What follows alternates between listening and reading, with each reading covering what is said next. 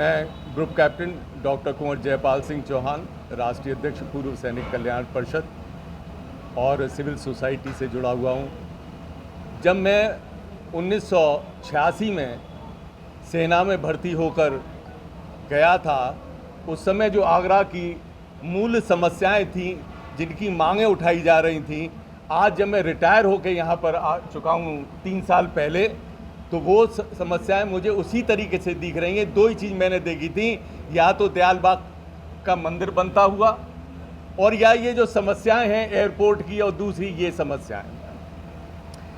दयाल बाग का मंदिर तो कंप्लीट होने वाला है, लेकिन इसका जहाँ तक सवाल है, ये सिविल एनक्लेव बनता हुआ मुझे तो नज़र नहीं आ रहा। क्यों नहीं आ रहा?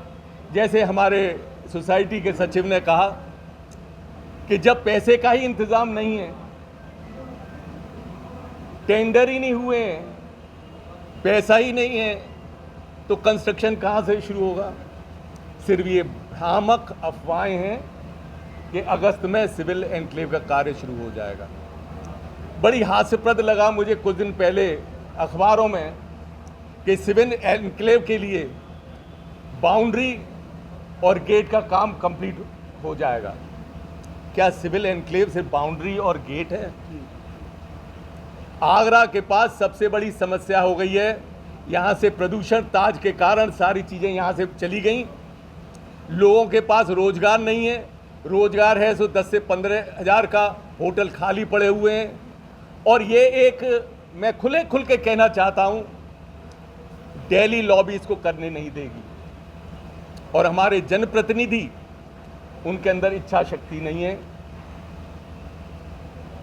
सरकार को ठीक तरीके से तथ्यों की प्रस्तुति नहीं हो रही है। एक ना एक बहाने पर नया डीपीआर बनेगा, तो मैं तो सरकारी नौकरी में रहा हूं, तो ये कहूंगा ऐसे अधिकारियों के खिलाफ एक्शन लेना चाहिए कि जिन्होंने कि शुरू में ही डीपीआर ठीक तरीके से क्यों नहीं बनाया। और उसके अलावा भी अगर कहीं कमी रह जाती है तो सरकारी कुछ तरीके होते हैं जिसके अंदर सप्लीमेंट्री डीपीआर।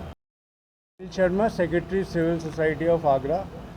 आज हम जो अहम मुद्दा है सिविल एनक्लेव का, जो अभी घोषणा की गई थी कि अगस्त में चालू हो जाएगा, क्योंकि जो तथ्य हमारे पास हैं उससे तो लगता नहीं कि ये चालू होगा, क्योंकि एयरपोर्ट अथॉरिटी ने जो आगरा का सिविल एनक्लेव का प्रोजेक्ट है उसको भेज दिया है पीआईबी के पास, पब्लिक इन्वेस्टमेंट बोर्ड के पास। वो पता नहीं कब तक अप्रूवल होकर आएगा, वो अगस्त तक नहीं आ सकता। दूसरा इम्पॉर्टेंट ये है कि अब उन्होंने नया, जो हमने अखबार में भी पढ़ा कि 95 एकड़ लैंड को परचेज़ करना है, उसके लिए पैसा कहाँ पर है ये अभी हमको नहीं पता। तीसरी चीज़ जो इम्पॉर्टेंट है वो ये है कि कोई भी जनप्रतिनिधि हमारा, अब सुप्रीम कोर्ट का डिसीज़न आने के बाद इस प्रोजेक्ट के लिए ना सिविल एविएशन मिनिस्ट्री से मिला है और ना ही एयरपोर्ट अथॉरिटी के किसी बड़े अधिकारी या चेयरमैन से मिला है। हमारा मानना ये है कि जनप्रतिनिधि जो हैं अपने टिकट ना कटे उसके लिए ज़्यादा कार्य करते हैं, ना कि जनता की भलाई के लिए। अभी हमें पता चला है कि मोदी साहब आगरा आने वाले हैं। जब हमारे जनप्रतिनिधि कोई बात नहीं कर रहे हैं तो हम उनसे डायरेक्ट संवाद, कम्युनिकेशन अब मोदी जी से हम डायरेक्ट करेंगे, और जनता के पास भी हम जाएंगे और हम उनको बताएंगे, उनको भी मोटिवेट करेंगे कि वो भी कम्युनिकेशन डायरेक्टली मोदी जी से करें। अगर मोदी जी के नाम पर ही उन्होंने वोट मांगना है तो जनता क्यों नहीं डायरेक्टली उनसे बात करे, हम अपने जनप्रतिनिधियों के पास क्यों जाएं। आज हमारे साथ टूरिज़्म इंडस्ट्री, जो कोरियर इंडस्ट्री संजय प्लेस से, वो भी रिप्रेजेंटेटिव यहाँ पे हैं। मिस्टर प्रशांत अग्रवाल हैं, mister group captain Jaipal Singh हैं, जो हमारा जो कांटेक्ट प्रोग्राम होगा जनता के साथ, उसको वो लीड करेंगे। तो आप ऐसा है कि आगरा में लंबे समय से यहाँ के जनमानस की ये भावना रही है कि यहाँ पर एक सिविल टर्मिनल का निर्माण हो।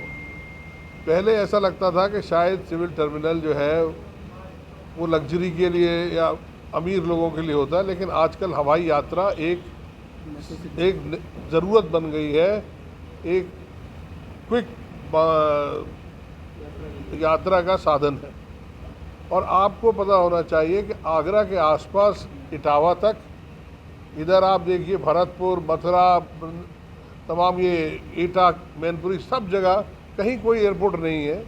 और आजकल लोग बाग बच्चे ख़ास तौर पे पढ़ने के लिए दूर दूर जगह पे जा रहे हैं, तो सबको दिल्ली जाना पड़ता है। दिल्ली में ऑलरेडी जाम की स्थिति भयंकर है, प्रदूषण भयंकर है।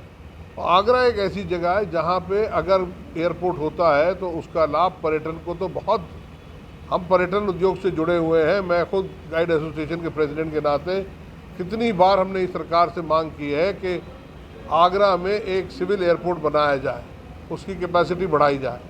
लेकिन कुछ ऐसा हो रहा है कि हर बार जो फाइल है वो किसी और एक उलझ जाती है।